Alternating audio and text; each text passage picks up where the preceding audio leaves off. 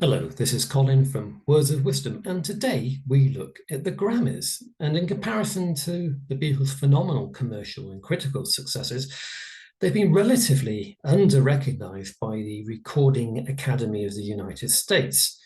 Despite all the Beatles' many record-breaking achievements, they've only received 24 Grammy nominations with just 8 wins. Furthermore, most of their awards were received after their official split.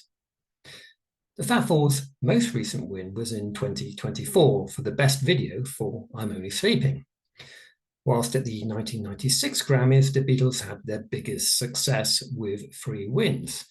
The reunion track, Free as a Bird from Anthology 1, won Best Pop Performance by duo or group with vocal. Director Joe Picker's video for Free as a Bird also won for Best Music Video Short Form, while the anthology itself won the honours for Best Music Video. Despite the Grammys remaining an old-school event throughout the 1960s, at only the 6th annual awards for 1964, the Grammys could not overlook the astounding impact following the Fab Four's US arrival in 1964. John, Paul, George, and Ringo themselves won 2 Grammy Awards, Best New Artist and Best Performance by a Vocal Group for A Hard Day's Night. Here you can see the boys receiving their awards on the set of Help, presented by Peter Sellers. Them with their Grandma Awards, which they have won from America. And they're delighted to be here this afternoon to receive them. It's an honour, to say the least. And it's nice to have a chance, really, isn't it? Itza, longua, Toi type. arrev, arrev. Itza, longua, toi type, arrev. Also in 1964, the group's wider cultural impact was further recognised indirectly when the Grammy for Best Engineered Recording, Special or Novel Effects, was presented to engineer Dave Hassinger for the Chipmunks' Sing the Beatles. However, it was The Girl from Ipanema which beat I Want to Hold Your Hand for Record of the Year, while show tune Hello Dolly beat A Hard Day's Night for Song of the Year. The 1965 Grammys, the Fab Four featured in a clip performing I'm Happy Just to Dance With You on the Best on Record, a pre-recorded televised special for the 7th Grammy Awards. However, they would be awarded nothing. Herb Albert's A Taste of Honey beat Yesterday to Record of the Year. Ironically, 3 years previously, the Beatles had covered A Taste of Honey on their first LP. Yesterday went on to be the most covered song in history, according to the Guinness Book of Records. Sinatra's September of My Years beat Help for Album of the Year, while astonishingly, The Shadow of Your Smile beat Yesterday's Song of the Year.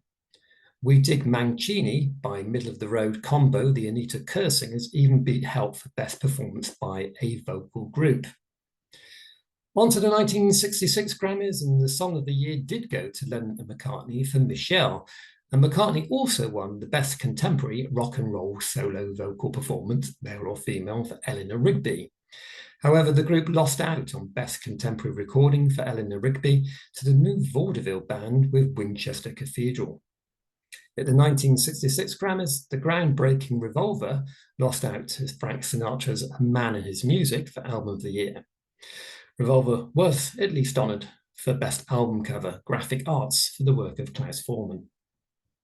At the 1967 Grammys, the Beatles deservedly won Album of the Year and Best Contemporary Album for Sgt. Pepper's Lonely Hearts Club Band.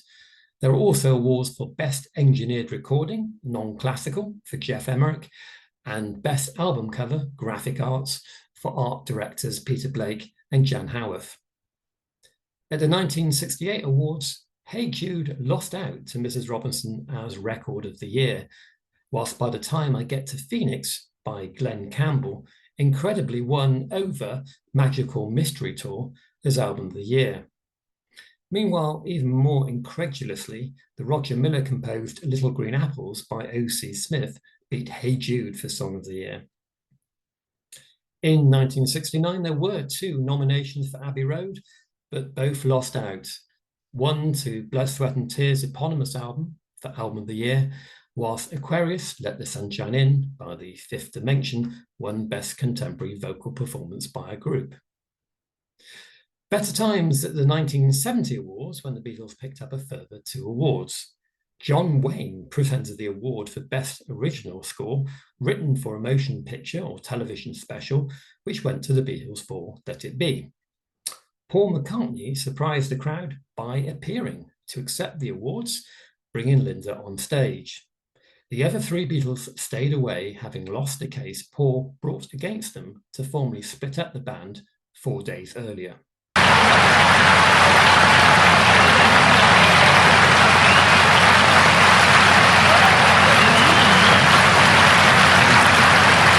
Thank you. Good night. It took until the 21st century before the Recording Academy of the United States atoned. In 2014, they presented The Beatles, The Night That Changed America, a Grammy Salute, a TV special celebrating the 50th anniversary of the Beatles' debut on The Ed Sullivan Show. The special featured performances by Paul McCartney and Ringo Starr, plus Ed Sheeran, Stevie Wonder, Maroon 5, and others.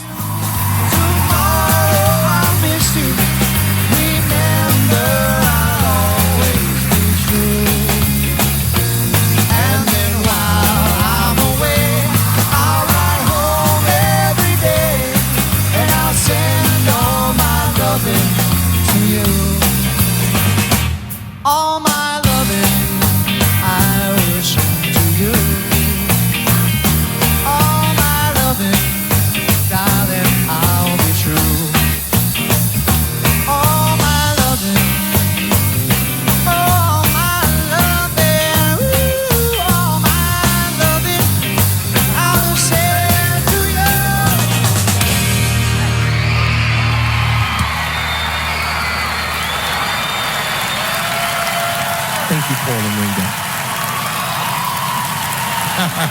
Thank you. And thank you, John and George, whose legacies live on with the help of the women they love most of all, Yoko Ono and Olivia Harrison. Do you think the Beatles were criminally underrepresented at the Grammys? If so, please leave some comments below and remember to subscribe. Thank you.